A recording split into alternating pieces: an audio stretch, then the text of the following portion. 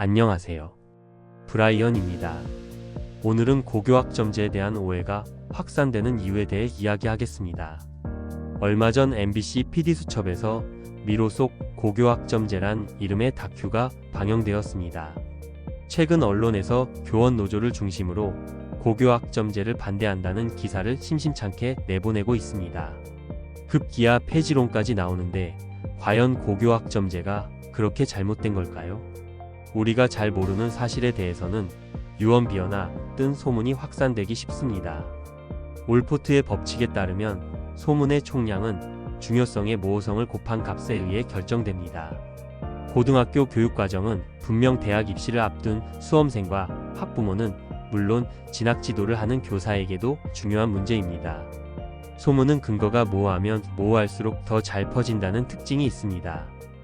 확정적인 정보보다는 정확히 알지는 못하지만 왠지 같은 모호한 이야기가 더 많은 사람에게 전달되고 싶게 만듭니다. 고교학점제는 운영이 어렵다, 좋지 않다는 식의 불확실한 정보는 불안감을 해소시키지 못하고 소문이 퍼지는 요인이 됩니다. 고교학점제는 2016년 박근혜 정권에서 운영 계획을 발표한 후 문재인 정권을 지나 윤석열, 이재명 정권에 이르기까지 추진되어 온 교육과정 정책입니다. 2022 개정 교육과정으로 불리는 고교학점제는 수년 전부터 고등학교 현장에 녹아들어온 거지 올해 갑자기 엄청난 변화를 가져온 게 아닙니다. 2016년 이전은 고등학교 교육과정이 문, 이과로 구분되어 획일화되어 있었습니다. 전국 모든 일반고의 교육과정이 똑같았죠. 그러다가 2017년부터 교과 중점 학교란 이름으로 일반고에서 특성화 교육과정을 운영하기 시작했습니다. 국제화, 과학, 예술, 제2외국어 중점 학교들이 생기면서 일반고의 획일화된 교육과정이 변하기 시작했습니다. 교과 중점 과정은 고교학점제로 가는 마중물 역할을 한 셈이죠. 저 또한 2017년부터 일본어 중점 과정을 운영하며 일반고에서 외고 선택 과목을 개설하여 다양한 학습 경험을 제공한 적이 있습니다. 그때 이미 전 한 학기 4과목을 가르치며 이동 수업과 연강을 실시하기도 했습니다. 기존에는 국영수 중심 문이과 구분의 학급 편성으로 획일화된 교육과정을 운영하던 일반고에서 교과 중점 과정이 생기면서 사회나 과학, 제2외국어 과목의 선택이 다양해지기 시작했습니다. 학생들의 교육과정이 달라지기 시작한 거죠. 고교학점제는 교육 권력의 이동인 걸 받아들여야 합니다. 지금까지는 학교에서 교사들이 중심이 되어 교육과정을 구성했습니다. 학교 지정 과목이란 이름으로 말이죠. 국영수는 수능 과목이니까 무조건 학교 지정으로 해야 한다는 뿌리 깊은 고정관념이 아직도 학교 현장에는 지배적입니다. 하지만 고교학점제의 취지는 학생들의 과목 선택권 확대입니다. 그에 따른 학생 개별 교육과정의 다양화가 이루어져야 합니다. 학기제가 도입되어 선택 과목 수가 많아졌기 때문에 학생 과목 선택권을 보장해주지 않으면 학생들의 교육과정이 차별화되지 않습니다. 학생 과목 선택권은 학생이 듣고 싶은 과목을 선택할 권리와 함께 듣고 싶지 않은 과목을 선택할 권리도 보장해주는 것입니다. 지정은 선택의 반대입니다. 수능 과목이든 뭐든 학생 선택으로 제시하고 학생 수요를 받아야 합니다. 그래서 교육과정 이수 지도가 필요한 것입니다. 학교 지정을 없애자고 하면 수능 과목이니까, 중요하니까 라고 말하는 분들이 있습니다. 그렇게 중요하다면 학생들이 선택 안 할 이유가 없습니다. 교육 권력의 이동을 방해하는 것은 국영수 교과의 학교 지정 과목 고집입니다. 이걸 내려놓으면 교육과정이 유연해지며 민주적으로 바뀝니다. 교육과정 총론 어디에도 지정 과목은 없습니다. 1학년 공통 과목을 제외하고는 학생 선택에 의해 수요가 결정되는 것이 바람직합니다. 국영수를 선택으로 할 때 학생들이 선택하지 않을까봐 걱정된다면 교육과정 이수 지도를 적극적으로 하면 됩니다. 수업과 평가를 바꾸면 되는 겁니다. 2022 개정 교육과정이 적용된 2025년 입학생의 교육과정 편성표를 보면 아직도 많은 학교들이 2, 3학년에 국영수 학교 지정 과목을 운영하고 있습니다. 학교 지정 과목이 하나라도 있으면 나머지 사회, 과학, 제2외국어 과목은 3학점으로 운영할 수밖에 없습니다. 학교 지정 과목은 국영수와 체육 또는 음악을 함께 지정해서 운영해야 합니다. 최소 14시간은 확보되어야 국영수 교사의 시수가 나오기 때문입니다. 학교 지정 과목은 반별 수업이고 선택 과목은 이동 수업으로 운영해야 하는데 반별 수업과 이동 수업은 수업 시간을 공유할 수 없습니다. 국영수 체육 포함 학교 지정 과목 14시간을 제외한 나머지 15시간을 사회, 과학, 제2외국어 등의 교과가 3학점으로 나눠 갖게 됩니다. 그런데 2025년 고1부터는 학기제가 시작되고 한 학기 수업량이 17회에서 16회로 줄어듭니다. 만약 3학점으로 물리학을 가르치게 되면 한 학기 48시간의 수업과 평가를 마쳐야 합니다. 지필고사 2주를 제외하면 42시간 밖에 수업할 시간이 없습니다. 대부분의 일반 선택은 기존 2015 교육과정과 크게 달라진 것이 없습니다. 과연 제대로 물리학 진도를 다 나갈 수 있을까요? 진도야 어떻게든 나간다고 해도 수행평가는 할 시간이 있을까요? 이제는 수행평가명도 대입 전형 자료로 제공되므로 수행평가의 내실화와 세특과의 연계성이 중요합니다. 그뿐만이 아닙니다. 미도달 예상학생에 대한 학기 중 예방지도도 실시해야 하는데 과연 42시간의 진도 나가며 지필시험 출제하고 수행평가 기록하고 미수지도까지 가능할까요? 전 불가능하리라 봅니다. 가능하더라도 학생들의 교과 세특의 질은 4학점 수업과 비교할 때 크게 떨어질 것으로 생각합니다. 지금도 한 학기 3학점 수업으로는 교과 진도의 반을 겨우 나가는 정도이기 때문입니다. 실제 사회, 과학, 제2외국어 교사들은 2학년 선택 과목의 4학점 수업을 원하는 목소리가 적지 않습니다. 하지만 교육과정 논의에서 수용이 되지 않는 이유는 바로 국영수 교과의 학교 지정 고집이라는 높은 벽입니다. 국영수가 학교 지정을 포기하지 않으면 더 이상 교육과정 논의는 의미가 없으며 기존과 동일하게 운영될 수밖에 없습니다. 고교학점제는 학생 과목 선택권의 확대, 즉 학생 수요에 의해 교육과정이 결정되는 교육 권력의 이동이지만 국영수 교과가 그 권력을 놓지 않고 있는 셈이죠. 자동으로 학생 수요와 교과 시수가 확보되는 기득권을 포기하지 못하는 것입니다.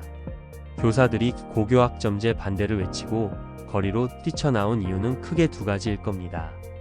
하나는 가르쳐야 하는 과목수가 많아진다는 것이고 또 하나는 시수 배정과 강의실 편성, 반편성, 미수, 지도 등의 업무 복잡성입니다. 먼저 고교학점제의 취지인 학생 과목 선택권을 확대한다는 것은 교사들의 과목 편성 의지 없이는 불가능합니다. 수년 전에도 교사들은 대부분 두세 과목을 가르쳐 왔습니다. 사회는 통합사회와 본인의 전공 과목, 과학도 마찬가지이고 제2외국어도 2, 3학년에 걸쳐 두세 과목을 가르쳐 왔습니다. 그렇다고 국어교사가 영어를 가르치는 게 아닙니다. 국어 과목인 화법과 작문이나 고전 읽기를 가르치는 것이죠. 물론 학기제가 적용된 올해 고1부터는 선택 과목이 일반, 진로, 융합 선택으로 세분화되어 과목수가 늘어난 것은 맞지만 학교 교육과정에 편성된 과목이 모두 개설되는 것은 아닙니다. 학교마다 최소 개설 인원을 규정하고 있고 인원수가 미달되면 폐강됩니다. 폐강된 과목은 공동교육과정으로 수강하는 방법이 있습니다. 간혹 교사 한 명이 4과목을 가르치는 경우도 있는데 이 경우는 교과 시수 배정에서 발생하는 특별한 경우가 대부분입니다. 담임 교사의 시수를 조금 배려하고 나면 비담임 교사의 시수가 조금 높게 나옵니다. 비담임이기 때문에 3-4과목을 걸치게 되는 경우도 발생합니다. 이렇게 시수 배정이 어려운 이유는 3학점으로 과목을 편성한 탓도 큽니다. 4학점일 경우 3반만 가르치면 12시간이 확보되지만 3학점일 경우 4반을 가르쳐야 12시간이 확보됩니다. 3학점이 되면 교과 시수는 그대로라도 반이 늘거나 과목수가 늘어나게 됩니다. 교육과정 담당자들은 반편성이 안되고 강의실 편성, 이동 수업이 많아서 아이들이 힘들어한다고 말합니다. 정말 그럴까요? 우선 반편성이 안되는 이유는 계속 이야기하지만 학교 지정 과목이 있기 때문입니다. 선택 과목은 이동 수업으로 편성해야 하는데 수업 시간이 적으면 이동 수업 배정도 쉽지 않습니다. 타임별 이동 수업의 핵심은 학점 통일입니다. 만약 모든 과목을 학교 지정 없이 4학점 선택 과목으로 운영하면 8개의 선택을 할 수 있게 되므로 동시 수업이 나오지 않고 강의실 편성도 잘 됩니다. 동시 수업이 없으니 교사 시수 배정도 쉽습니다. 간단한 수식을 이용하면 학생 시간표와 교사 시간표가 몇 분 안에 바로 나옵니다. 반편성에 의미를 두지 않고 융합학급으로 편성하게 되니 나중에 과목 변경 요구가 들어와도 변경하는데 아무 문제가 없습니다. 실제 학생들은 이동 수업을 어려워하지 않습니다. 휴게 장소인 홈베이스가 있고 이동 수업 시간표가 잘 구성되어 있으면 자신들이 원하는 선택 과목을 마음껏 들을 수 있기 때문에 싫어할 이유가 없습니다. 반의 끈끈함, 유대 관계가 사라진다는 말은 교사의 착각입니다. 1학년 외에는 학생 과목 선택으로 교육과정을 스스로 만들어 나가는 게 고교학점제의 핵심입니다. 공강을 발생시켜주면 학생들은 공강도 잘 활용합니다. 이 모든 것은 교육과정 플랫폼을 만들어 운영, 관리, 공유하면 업무의 효율이 올라갑니다. 지저분한 문서와 메신저 주고받기를 멈추고 학교별로 교육과정 플랫폼 구축이 우선되어야 합니다. 미수 지도 또한 마찬가지입니다. 플랫폼으로 학기 중 예방지도, 시수를 입력하면 미수 관리가 어렵지 않습니다. 40% 미만 학생이 나오지 않게 하려면 하위권 학생들을 위한 평가 방법의 개선이 필요합니다. 성적을 부풀리라는 게 아닙니다. 그동안은 1등급만 변별하려고 지필고사를 어렵게 내온 게 사실입니다. 실제 3학년 수학 과목은 평균이 30점대도 허다했습니다. 수행평가 위주로 평가를 바꾸고 4학점으로 수업을 운영하며 미도달 예상 학생들에게 피드백을 하면 미수 지도가 전혀 어렵지 않습니다. 운영 계획서부터 출석 관리까지 플랫폼 하나면 관리하기도 쉽습니다. 여러분들은 10년 뒤 인공지능의 기술이 어느 정도로 발전할 것으로 보시나요? 전 AGI 일반 인공지능과 10년 내에 실현 가능하고 우리들 모두 손안에 AI 에이전트를 가지고 다닐 것으로 믿습니다. 지금도 바이브 코딩과 영상 생성의 기술이 하루가 다르게 발전하는 것을 보면 눈이 돌아갈 정도니까요. 교육과정도 마찬가지입니다. 10년 뒤 과연 고등학교 교육과정이 과거처럼 국영수 수능 과목의 학교지 전과목 위주로 운영되며 학기당 2회 일제식 지필고사를 치르며 반별 수업을 계속할 것으로 보이시나요? 아니면 학생들이 자신의 시간표대로 자유롭게 이동 수업하고 온라인과 학교 밖 수업을 병행하며 논구술 위주의 평가를 거쳐 졸업 학점을 취득할 것으로 보이시나요? 수능이라는 일제식 오지선다 시험이 앞으로도 존재할 것으로 보이시나요? 물론 아무도 정확히 미래를 알 수는 없지만 방향은 예측하실 수 있으실 겁니다. 교사들이 벗어던져야 할 것은 학교 지정 과목, 반별 수업 고집, 지필고사 의존 등의 낡은 프레임입니다. 미래를 준비하는 가장 쉬운 방법은 스스로 미래를 만들어 나가는 것입니다.